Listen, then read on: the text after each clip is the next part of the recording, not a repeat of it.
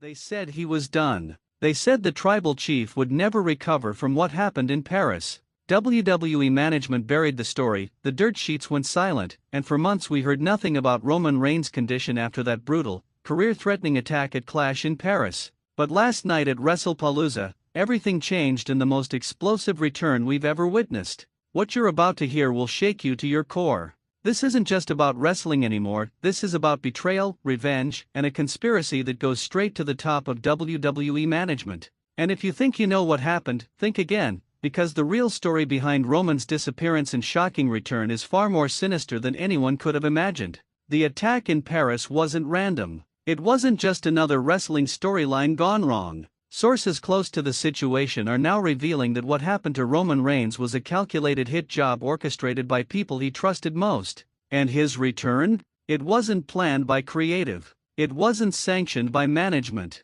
Roman Reigns went rogue, and what he did at Wrestlepalooza has sent shockwaves through the entire wrestling industry. Let me paint you the picture of what really went down that night in Paris. We all saw the footage of Roman Reigns being brutally attacked by masked assailants after his match. What we didn't see was the aftermath. The ambulance ride where Roman reportedly suffered multiple seizures. The emergency surgery that lasted 14 hours. The coma that WWE desperately tried to keep secret from the wrestling world. But here's where it gets disturbing. Multiple sources within WWE are now confirming that certain high-level executives were not only aware of the planned attack but may have actively participated in covering up the true extent of Roman's injuries. Why? Because Roman had discovered something that threatened to expose corruption at the highest levels of the company.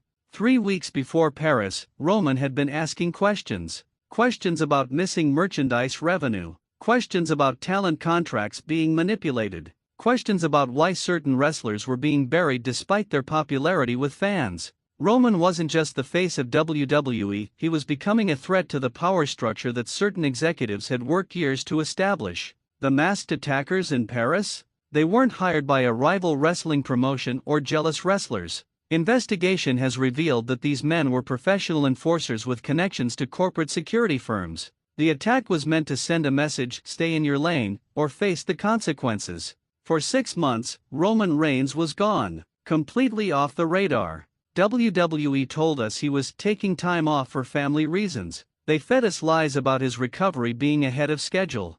They even planted false stories about him being spotted at various wrestling events. But the truth is, Roman was fighting for his life in a private medical facility, dealing with traumatic brain injuries that doctors weren't sure he'd ever fully recover from. The real kicker?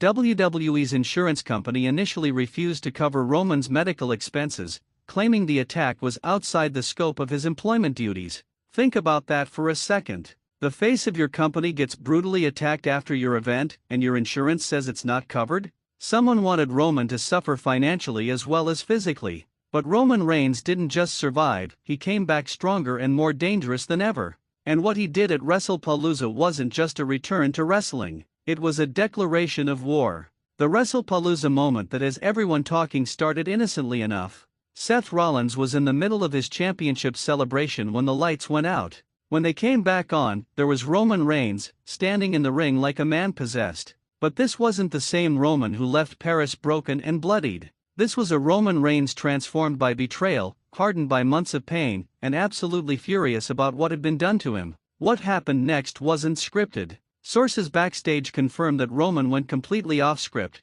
grabbing the microphone and delivering what many are calling the most intense, shoot-style promo in WWE history. He named names. He called out specific executives. He revealed details about his attack that WWE had desperately tried to keep buried. "You thought you could silence the Tribal Chief," Roman said, his voice shaking with barely contained rage. "You thought a few hired thugs could end my career and protect your dirty little secrets. But I'm not just back, I'm back to burn down everything you've built on lies and corruption." The most shocking moment came when Roman revealed that he had been recording conversations with WWE management for months before the attack. He claimed to have evidence of contract manipulation, revenue theft, and the deliberate sabotage of wrestler careers. And he announced that unless certain executives were removed from power immediately, he would be releasing this evidence to wrestling journalists and federal investigators. WWE went into immediate damage control mode. The live stream of Wrestlepalooza was temporarily cut during Roman's promo.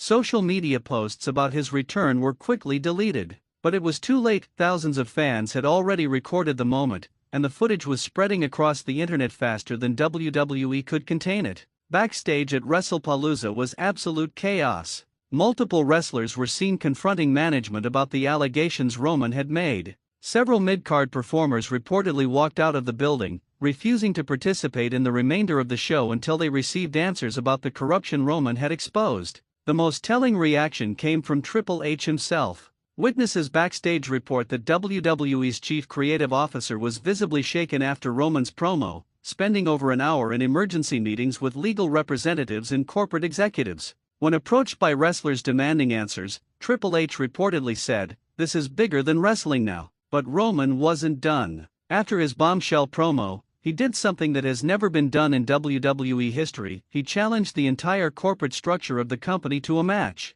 Not against another wrestler, but against the system itself. He announced that he would be conducting his own investigation into WWE's business practices and promised to expose every corrupt deal, every buried talent, and every executive who had profited at the expense of the wrestlers' health and careers. The implications of Roman's return go far beyond just wrestling storylines. Industry insiders are now questioning whether this could lead to federal investigations into WWE's business practices. Wrestling journalists are scrambling to verify the claims Roman made during his promo. And most importantly, wrestlers throughout the industry are beginning to speak up about their own experiences with corruption and abuse within the system. What makes Roman's situation even more compelling is that he didn't have to come back. After the attack in Paris, he could have retired with full disability benefits. He could have pursued legal action against WWE and settled for millions. Instead, he chose to return and fight the system from within, risking his career, his health, and potentially his safety to expose the truth. The wrestling world is now divided into two camps: those who believe Roman is a hero fighting against corruption, and those who think he's a disgruntled employee making false accusations. But the evidence is starting to pile up in Roman's favor. 3 former WWE employees have come forward since Wrestlepalooza, corroborating some of his claims about financial irregularities and talent mistreatment. Perhaps the most damning piece of evidence is security footage from the night of the Paris attack that has recently surfaced. While WWE claimed their cameras malfunctioned during the incident, independent footage from a fan's phone shows something shocking. One of the masked attackers can be seen receiving hand signals from someone in WWE management just before the assault began. The aftermath of Roman's return is still unfolding. WWE's stock price has dropped significantly since Wrestlepalooza. Several major sponsors are reportedly reconsidering their partnerships with the company. And most significantly, there are rumors that Roman has been in contact with federal investigators who are now taking a serious look at WWE's business practices. What happens next could reshape the entire wrestling industry. Roman Reigns isn't just fighting for himself anymore, he's become the voice for every wrestler who has been silenced, buried, or betrayed by the system.